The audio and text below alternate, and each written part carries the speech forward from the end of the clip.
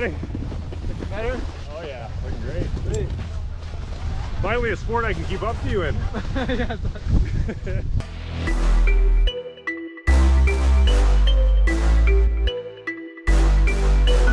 so I try and adjust my board. Yeah! Woohoo! All right, I am super amped for this video. I was able to meet up with a friend of mine, Mark Matthews, who's a professional mountain biker here on the island. He's been doing it for over a decade. The guy is unreal on a bike, sponsored by a bunch of really big brands, including like Marin Bikes, Shimano, Pearl, Izumi is a new sponsor of his, and a bunch of other ones. But the guy is an absolute ripper on a mountain bike. Yeah, so I reached out to him quickly over text and said, hey, listen, if you ever want to get out snowboarding, it'd be great to get out with you. And if you're ever looking for some tips, like I used to coach and instruct back in my college days and always loved doing it. So I kind of threw that out there, and he yeah, immediately came back saying that he'd be keen to, and I was really pumped to do that with him.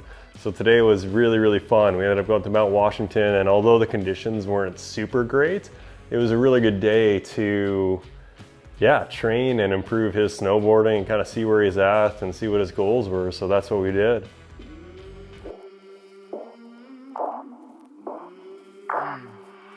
I came from the mud, there's dirt on my hands. All right, so what I have here is just a video from the day with Mark there. We just had a couple runs where I took out the GoPro Max and recorded him riding behind me and me riding in front of him. And I just kind of put together this little montage to review with you guys. So it's, I think it's a couple minutes long here, 3 minutes long, and we'll go through it and just look at kind of Mark's style and what I see, and give kind of 1 or 2 tips at the end of what I think would really help him here. So starting off, Mark is a very strong rider. He's very quick, he's confident on his board, he's clearly athletic, so he can recover from a lot, and he's not getting tired out there. So that's a huge bonus for progressing in snowboarding. The day was terrible conditions. It was really hard in the morning. Visibility was non-existent. This, like, the only footage I have here is just of those little pockets of visibility we did have. But yeah, generally our goggles are fogging up all the time. But yeah, Mark's ripping. We're just ripping down this nice groomer here. And what you can see is that Mark likes to see where he's going. So he'll shift his shoulders a little bit. Super, super common, because no human really wants to go sideways. We're not crabs. But he kind of shifts his weight forward, and as he's focusing on the forward, you can kind of see his backhand just kind of dragging behind him. And keep it close attention on kind of where he's losing his grip, and we'll get into why that's happening and what I think Mark could do to improve on that. So right now we're kind of coming down a nice cat track. Snow is really good here, it's nice and soft. So Mark can handle that super well. He's an advanced rider for sure. We just want to make him that little bit better. So he's coming down here, and he's not super, super confident because visibility is terrible. Even though it looks okay on this, I had to boost the contrast a lot just to get it. But yeah, as he's coming through here, he's got good speed, And yeah, I'll pause it here, and we'll go through kind of my style and pause it and see kind of what I do as I go through riding. I'm not saying it's the best, it's just worked for me. But yeah, as I ride here, what you can see is that my upper body, my torso, is generally pretty stacked on top of where the board is, and I let the board kind of go underneath me in this like smoother groomer type terrain, which allows me to, if I hit little drops like that, it's kind of a test to make sure that that upper body weight is stacked on top of the board. There's Mark there trying to pass me, he's so quick. But yeah, I kind of let the board go under me in this type of terrain, but I'm always trying to be stacked on top of where that edge is, so that if I do lose an edge, I'm going to continue going in the same direction, right? I try keeping my hands nice and tight for style and for keeping that weight centered and stacked on top of the board. And crashed. Yeah, it happens. So it's the same run now, and this is just a shot of Mark following me. So we'll go through this, exact same terrain, You can see Mark's doing well. He had a little hop there, so I'm gonna bring it back to that, because what I see, so here's a good spot to check out here. So what I see with Mark is he doesn't stack his upper body on top of where that edge is hitting the snow.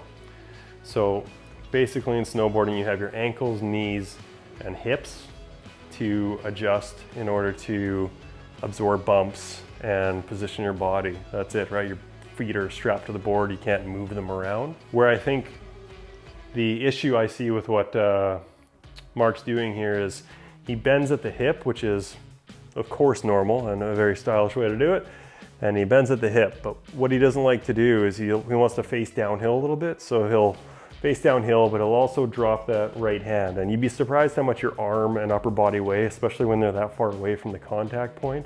They have this real like cantilever effect, so it doesn't take much movement to really throw you off and make you lose an edge.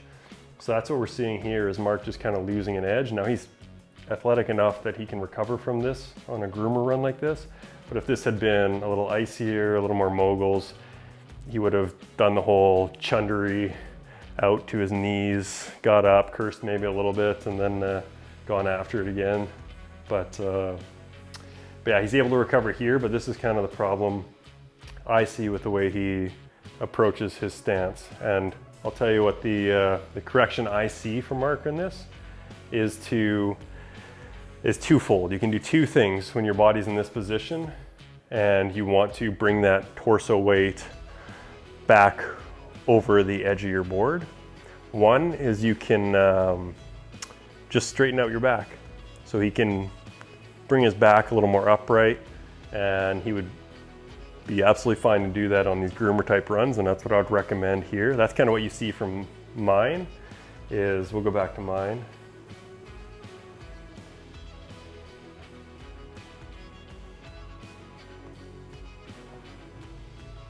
So what you see as I'm riding is on this kind of terrain where it's kind of just groomers, it was softer snow.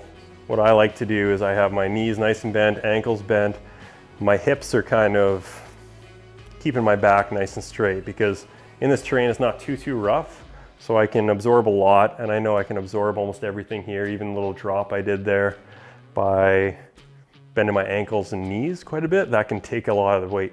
If I get into more rough terrain, then I implement kind of a pivot at the hip here, making sure, since my upper body weighs so much, that it's stacked over the board still. Now this is the second way you can do it. So like I said, Mark's generally bent, and then he bends at the hip, puts his arm behind. So first thing I would do is kind of straighten that out. And then in order to get the upper torso back without just being up, is to bend the knees more. So he has two options. He can bend the knees more, which is gonna drop him down into this nice Z kind of look, or he can just straighten his back. This gives you a little less suspension. This is a 120, 130 mil bike, and this is your full enduro DH bike. You're getting full 200, 180, 200 mils travel like this. Otherwise you're getting your trail bike like that. And you can choose either way depending on your style and what you're comfortable with and what the terrain's doing. But let's watch Mark again here and see if you notice it the same way.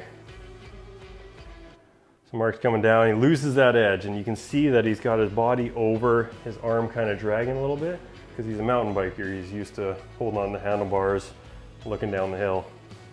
But you can see even on that drop, let's go back to that. So as he approaches this drop, he has to roll down the windows a little bit. And that's because he's heavy on the toe edge. So he gets that air time and his board kind of goes out behind him, and he has to get his weight back. Let's look at it again. Super common. So you can see there, he was just a little heavy on his toe edge, and he got some air, and that completely identified what was going on.